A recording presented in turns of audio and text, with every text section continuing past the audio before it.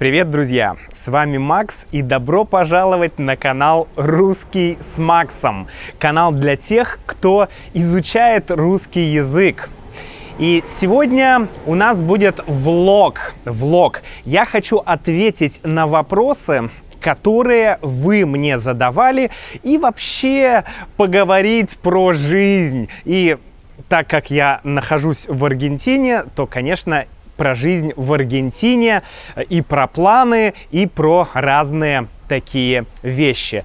Давайте сначала возьмем кофе и начнем.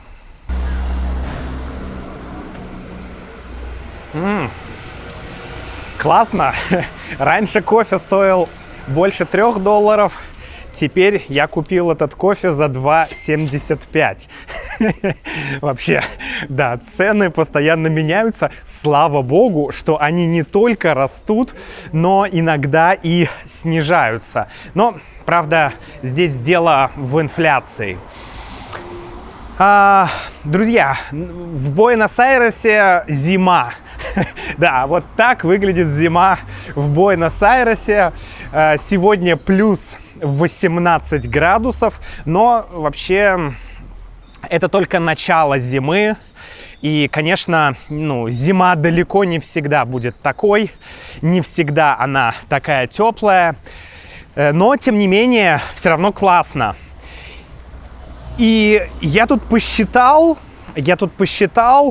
что, оказывается, мы живем в Аргентине, в этой квартире, вот где мы живем, 9 месяцев. Друзья, 9 месяцев мы живем в этой квартире в районе Бельграно, Буэнос-Айреса. 9 месяцев. Я посчитал, и я понял, что я никогда за последние годы, ни я, ни моя жена Юля, мы никогда не жили нигде так долго. Опа, так, едет поезд. Давайте подождем, пока поезд проедет, и потом можно будет... Вот он, да. Пока поезд проедет, и потом можно будет переходить железную дорогу. Вот такие поезда в Аргентине.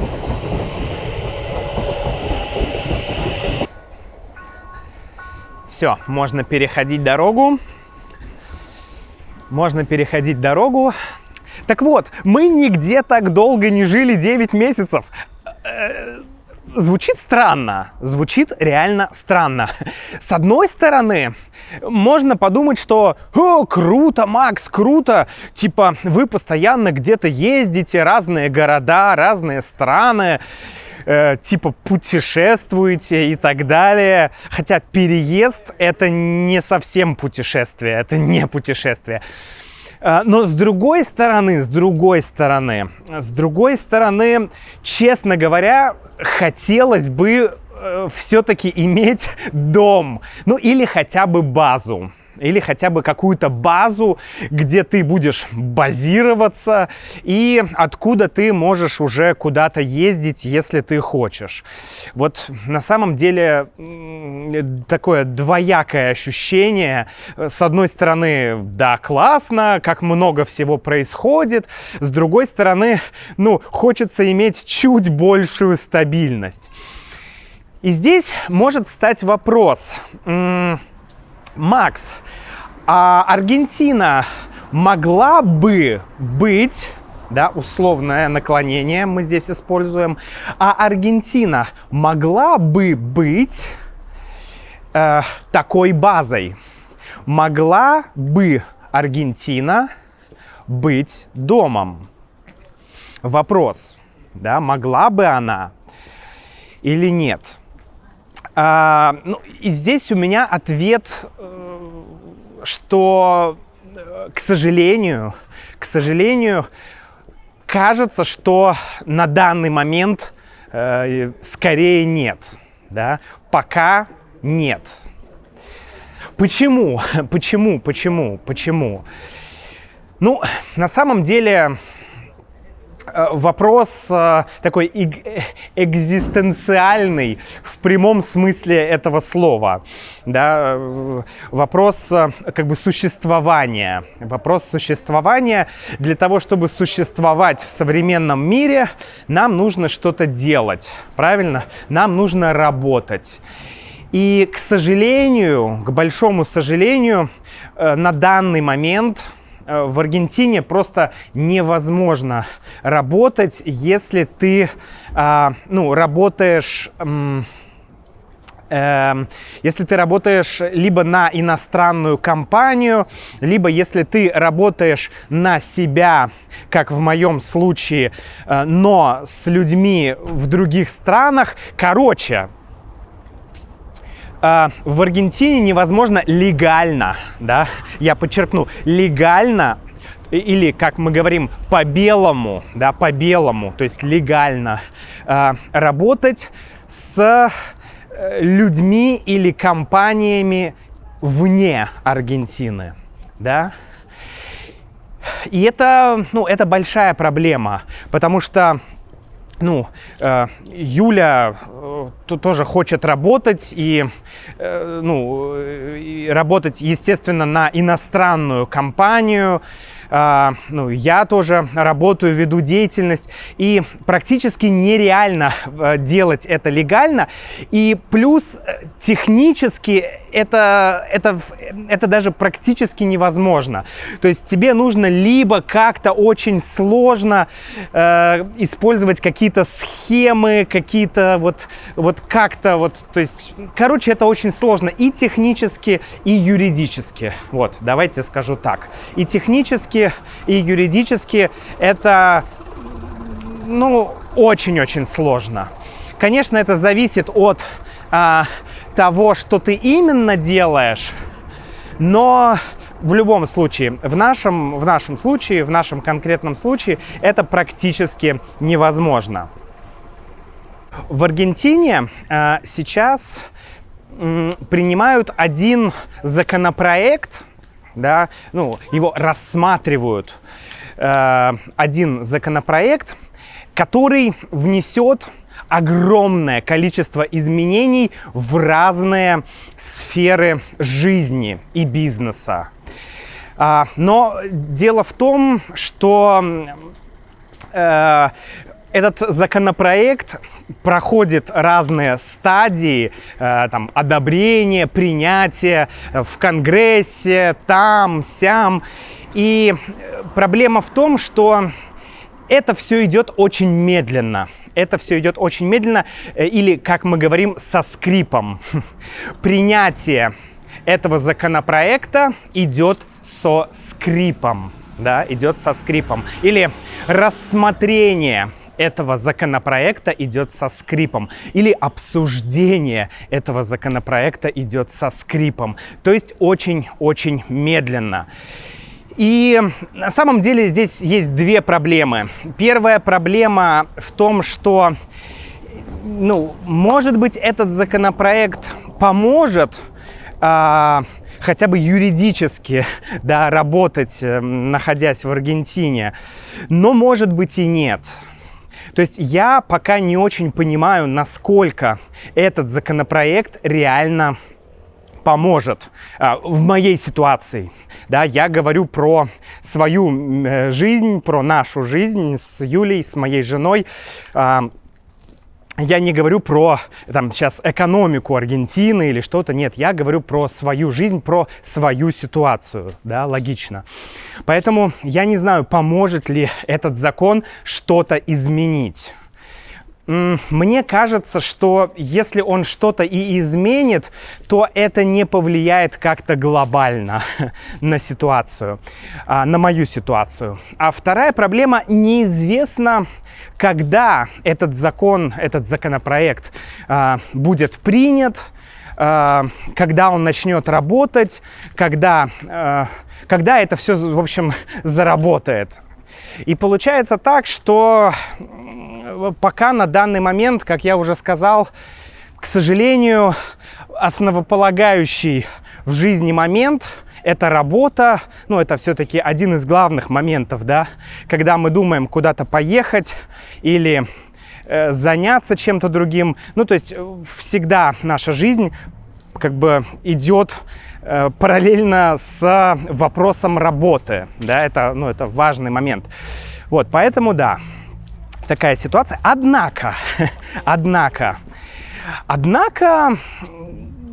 все равно я не исключаю того, что когда-нибудь мы, может быть, и подумаем о том, чтобы сделать Аргентину страной своих интересов, своей базой. То есть я не могу сказать «нет».